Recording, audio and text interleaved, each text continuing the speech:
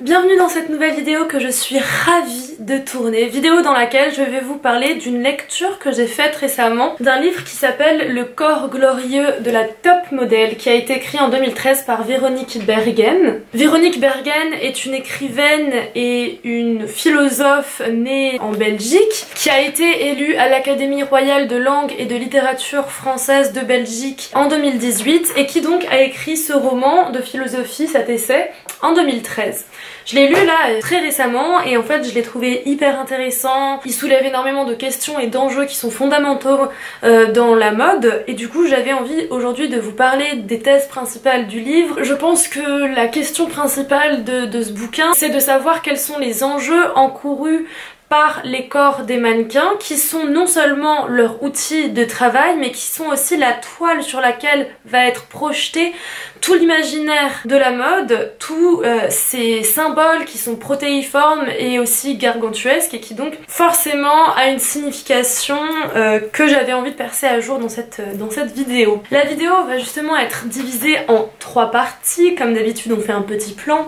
Dans la première, on va apprendre que les mannequins sont des passeurs qui passent entre toutes les grandes oppositions qui sont à l'œuvre dans la mode. Ensuite, dans une deuxième partie, on va voir que les mannequins incarnent une idée du beau, de l'idéal. Et enfin, dans une troisième partie, on va voir pourquoi et comment est-ce que le corps des mannequins est en fait une image. Tout d'abord, Véronique Bergen entame son propos en explicitant le fait que la mode est prise dans des jeux d'opposition entre le temps et l'éternité, entre l'idée et l'empirie, entre la nature et l'artifice, et enfin entre l'être et le paraître. Concernant cette dernière opposition entre l'être et le paraître, j'ai fait une vidéo qui est ma dernière vidéo complètement dédiée à cet enjeu conceptuel en fait qui est mis à l'œuvre dans la mode. Véronique Bergen va nous apprendre que les mannequins, que la top modèle incarne tous ces paradoxes et que son corps est en fait le lieu privilégié pour les appréhender. En effet, le mannequin est d'abord prise dans un jeu entre l'éternité et le temps, puisqu'elle incarne une idée idéale de la femme, de la féminité allégorique, avec notamment l'idée de jeunesse éternelle, et pourtant elle répond aussi aux besoins d'une époque, aux besoins esthétiques d'une époque, et son corps répond à une tendance. En ce sens-là, il est aussi périssable. Et c'est très rare pour une mannequin de faire une longue carrière. Le mannequin doit incarner une idée de ce qu'est le beau, de ce qu'est la beauté pour un styliste, pour un photographe, pour n'importe qui va faire appel à ce mannequin-là. Et pourtant, cette idée du beau ne peut être véhiculée qu'à travers un corps sensible, un corps matériel. Les top modèles, de ce fait, même si elles répondent aussi à des marques d'expressivité qui se font selon leur temps, ça peut être des piercings, des tatouages, etc., elles doivent obéir à un impératif d'intouchabilité, c'est-à-dire qu'elles sont comme une forme de sculpture ou de déesse que personne ne peut atteindre, une forme d'idéal en fait. La mode permet en fait une manifestation protéiforme et surtout hétérogène de la stylisation de l'idéal de beauté, qui est en fait un idéal qu'on retrouve dans toutes les formes d'art, pas seulement dans la mode, dans la peinture, même au cinéma. Toutes les formes d'art vont être liées à un rapport plus ou moins conflictuel à la beauté. Et même quand différentes modes vont essayer de déconstruire l'idée de beauté, ça va simplement ajouter une nouvelle forme de beauté, un nouvel idéal, une contre-beauté. Dans les années 90, après l'era des supermodels des années 80, il y a beaucoup de créateurs, notamment des créateurs japonais comme Rei Kawakubo, qui ont voulu justement retourner un peu le paradigme et faire une anti-mode et engager des mannequins imparfaites comme peut l'être par exemple Kate Moss. Et pourtant, qu'est-ce qui résulte de ça? La création d'une nouvelle norme. Donc en fait, dans la mode, on ne peut jamais se débarrasser de l'idée de beauté, elle est centrale au travail que vont exercer les stylistes, les mannequins, les photographes, etc. etc. Ce qui est donc intéressant de noter, c'est que la mode, malgré le fait qu'elle soit incarnée dans un corps, elle n'échappe pas du tout à la métaphysique. Elle construit son système sur une idée, la beauté. Cette idée, pourtant, ne peut se manifester qu'à travers un corps, le corps du mannequin. Pourquoi est-ce que les mannequins sont donc des passeuses entre toutes ces dichotomies qui sont à l'œuvre dans la mode? Parce que, en fait, tout d'abord, la mode permet une hybridation des formes. Elle permet d'obscurcir les limites qui se tiennent entre hommes et femmes, entre adultes et enfants, entre humain et animal. Tout l'enjeu de la mode, c'est de se poser la question de qu'est-ce qu'un corps? Que peut être un corps? Qu'est-ce qu'il peut se permettre? Etc. Comment faire pour vivre dans ce même corps? Véronique Bergen écrit que la mode opère un défi conceptuel, une mise en crise du soi qui s'étend au-delà du seul champ de la représentation. Grâce à la mode, en fait, il n'y a plus de fatalité pour les corps. Grâce à la mode, le biologique, le sexe, l'âge, tout ça, c'est plus une destinée, c'est plus une fatalité. Au contraire, la mode opère un mouvement assez libérateur vis-à-vis de ça, puisqu'on peut tout déconstruire et on peut brouiller les pistes. C'est en ce sens-là qu'il faut affirmer que les top modèles sont des passeurs de frontières, je reprends les mots de Bergen, parce que en fait elles sont des passeurs entre, je cite, l'ici et l'ailleurs, entre le sensible et l'intelligible, entre les vivants et les morts, la terre et le ciel. Passons maintenant à la deuxième partie de cette vidéo et on va essayer de comprendre en quoi et comment les mannequins incarnent une idée du beau. C'est parti. Je pense que ce n'est pas un scoop, mais les mannequins représentent l'idée de la femme avec un grand F, de la féminité. D'ailleurs, les premières mannequins qui ont existé, qui remontent à la deuxième partie du 19e siècle, étaient appelées les sosies parce qu'elles devaient être des répliques parfaites et conformes de la beauté. J'avais fait une vidéo il y a quelques mois sur le métier du mannequin qui rentre plus dans les réalités techniques de ce qu'est le mannequinat. Je vous la mets aussi en barre d'infos si ça vous intéresse de comprendre un peu les enjeux historiques et sociologiques de ce métier-là. Il faut aussi noter qu'il y a une ambiguïté terminologique dans le mot même de mannequin, c'est-à-dire que mannequin, ça peut tout autant recouper la personne vivante que le mannequin figé, l'objet. Et ça, Bergen, elle le souligne et elle en dit que les mannequins sont aussi figés en fait. Elles incarnent une idée, elles deviennent des femmes objets au service de cette même idée de la beauté. Bergen dédie toute une partie de son roman, tout un grand chapitre qui est absolument passionnant, dans lequel elle va affirmer que la mode est platonicienne. Qu'est-ce que c'est que le platonisme? Si vous n'avez jamais lu Platon, ce n'est absolument pas grave, mais par ailleurs, je vous invite à le faire parce que c'est pas très difficile à lire et c'est assez sympa. En fait, Bergen dit que la mode est platonicienne au sens où la mode est au service des idées. Platon, il a une philosophie, pour le dire de manière hyper vulgaire, qui tend en fait à se débarrasser du monde de la chair pour aller en fait dans le domaine de l'intelligible, le domaine des idées, qui est forcément plus noble que ce premier niveau corporel. Ça, c'est vraiment la philosophie platonicienne condensée en une seule phrase. Comment est-ce que j'ose faire ça? J'ose. Et ce qui est dingue, c'est que Bergen nous affirme donc que la mode est platonicienne puisqu'elle se construit sur un système d'idées, mais pourtant elle va aussi effectuer un renversement du platonisme comme le fait par exemple Nietzsche. Nietzsche, dont je parle aussi dans ma dernière vidéo.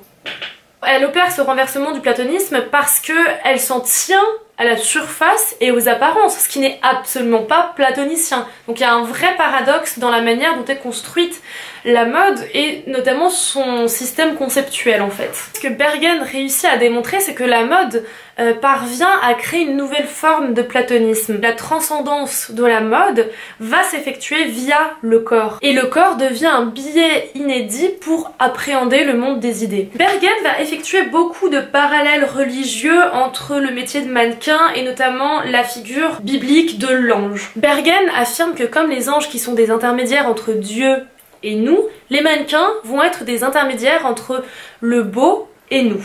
Et en fait, c'est grâce à cette position privilégiée des mannequins que leur corps va pouvoir échapper à la honte et à la décrépitude auxquelles nos corps à nous sont tous soumis malheureusement. Elles deviennent en quelque sorte des créatures célestes et puis Bergen va faire cette métaphore et elle va montrer en 4 points les caractéristiques que partagent les anges et les mannequins. Première caractéristique, la frugalité. Les mannequins comme les anges n'ont pas besoin de se nourrir pour vivre. Leur corps est complètement dématérialisé. C'est un corps éthéré qui incarne une idée et cette idée même échappe à sa propre chair. L'idée ne peut se manifester qu'en se vidant de sa propre matérialité. Deuxième caractéristique qui rapproche ange et mannequin, le mutisme. En fait, le prix à payer de l'hypervisibilité des corps des mannequins, c'est bien le fait de ne pas pouvoir parler, de ne pas pouvoir être entendu. Les mannequins, elles n'ont pas besoin, comme les anges, de recourir au langage, puisque leur corps est déjà très fort en symbole. Troisième caractéristique, ça va être l'aura, la puissance magique qui émane de ces figures, autant les anges que les mannequins. En effet, il y a une capacité d'enchantement qui s'opère via le corps des mannequins, une capacité de fascination. Le corps des mannequins va nous permettre à nous pauvres individus de voir l'invisible, c'est-à-dire de voir le beau, de voir cette idée dont justement on a seulement une idée, jusqu'à ce qu'on voit un corps de mannequin et qu'on comprenne que c'est là l'incarnation de cette idée-là. Donc le corps des mannequins a ce pouvoir complètement magique de rendre visible quelque chose qui est invisible, de voir l'idée du beau dans toute sa pureté. Dernière caractéristique que partagent les mannequins et les anges, c'est l'aspect complètement éthéré et lumineux de leur corps. Les mannequins ont une espèce d'aura, elles sont complètement allégées de leur matérialité, elles sont parfaites, elles ne sont plus que lumière. Et ça, on va en parler dans la troisième partie, dans laquelle on va explorer l'idée de mannequin-image. Bergen nous apprend ensuite qu'il y a un autre dispositif philosophique qui est mis en jeu par le corps des mannequins, pas seulement le platonicisme, mais aussi l'idée d'incarnation. La mode, il faut comprendre qu'elle se joue seulement par l'opposition qu'il y a entre le nu et l'habillé. Les accessoires, les étoffes, les vêtements n'ont de sens que s'ils sont confrontés à la nudité du corps. Et le corps du mannequin est le lieu de cet affrontement. C'est en ce sens que le corps du mannequin opère une forme d'incarnation inversée, parce que c'est une incarnation de double nature. C'est un corps qui doit représenter une idée,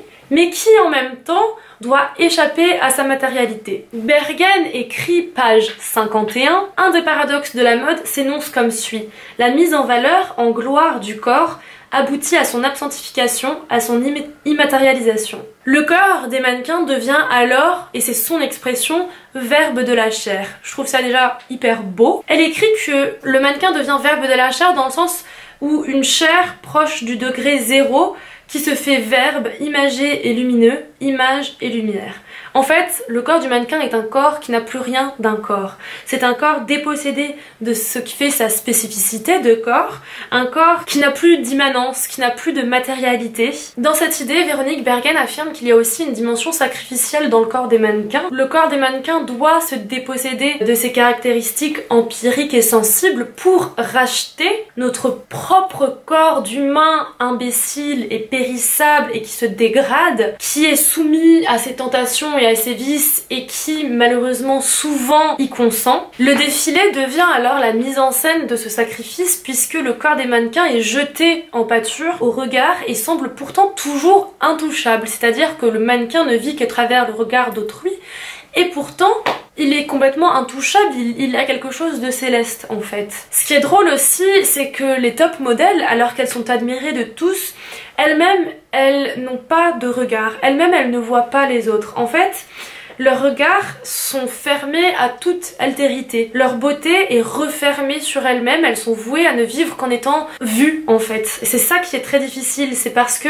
elles ne peuvent se voir qu'elles-mêmes et en ce sens, elles sortent du rapport éthique à autrui. Et là, c'est un vrai danger en fait et c'est pour ça que les mannequins, on ne les voit plus comme des vraies personnes. Nous arrivons ainsi à la troisième partie de cette vidéo dans laquelle j'aimerais vous faire comprendre que le corps du mannequin est en fait une image.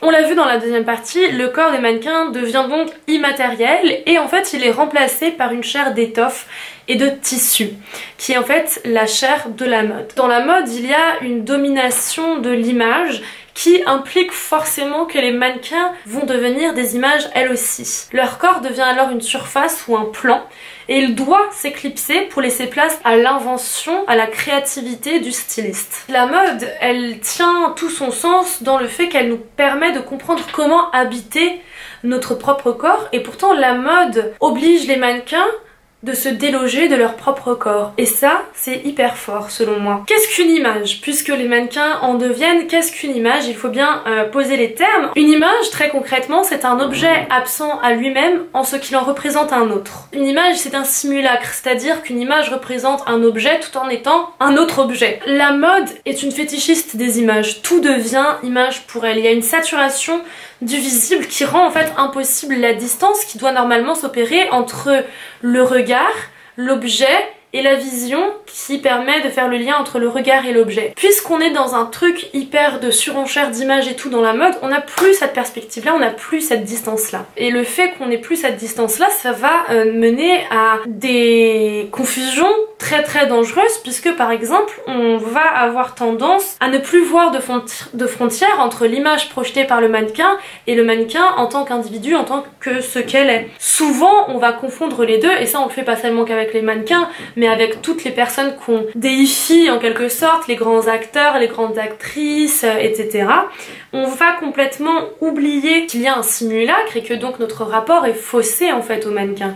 Et on va aduler la personne là où on se fait en fait duper par l'image qu'elle projette. L'image, nous dit Bergen, relève d'un registre féminin en ce qu'elle est un appât. En fait, l'image suscite le désir, elle séduit, elle nous interroge, elle nous donne envie de consommer. Elle permet en ce sens une fusion entre Eros, le désir, et Thanatos, la mort, puisque elle crée un désir et un fantasme alors qu'elle fait disparaître l'objet même du fantasme puisque l'image n'est qu'une illusion. Il y a en fait dans la mode ce que nomme Bergen une jouissance de voir et je trouve que c'est une expression très forte, très visible et palpable justement pour nous dire qu'en fait toute cette surenchère d'images qui est en jeu dans la mode, elle se fait dans l'espoir de trouver l'image absolue, l'image qui pourra faire taire toutes les autres, c'est-à-dire l'image impérissable et autoritaire d'une beauté ultime enfin trouvée qui mettrait tout le monde d'accord. Bien sûr, cette quête, elle est hopeless, c'est impossible, mais c'est pour ça que la mode se renouvelle tout le temps dans cette sorte de frénésie du visible en fait. C'était important pour moi d'achever cette vidéo sur cette notion d'image pour bien vous faire comprendre en conclusion de cette vidéo que le mannequin dépasse l'image, que le corps du mannequin devient un roman tout entier. Un roman dont on peut tirer des théories et des récits et des histoires multiples qu'on peut interpréter comme on le souhaite et qui est en fait renouvelable à l'infini. Voilà, j'espère que cette vidéo vous aura plu, que j'ai été assez claire. Si c'est le cas, n'hésitez pas à la partager ou à laisser un petit commentaire, ça fait toujours plaisir. On peut se retrouver aussi sur mon blog et sur ma page Instagram. Courage pour les 3 dernières semaines de décembre parce que vu l'année fucked up qu'on a eue, il pourrait encore se passer une dinguerie, franchement on est à l'abri de rien. Donc je vous envoie toute ma force. Et puis je vous dis à très bientôt pour une nouvelle vidéo. Bye!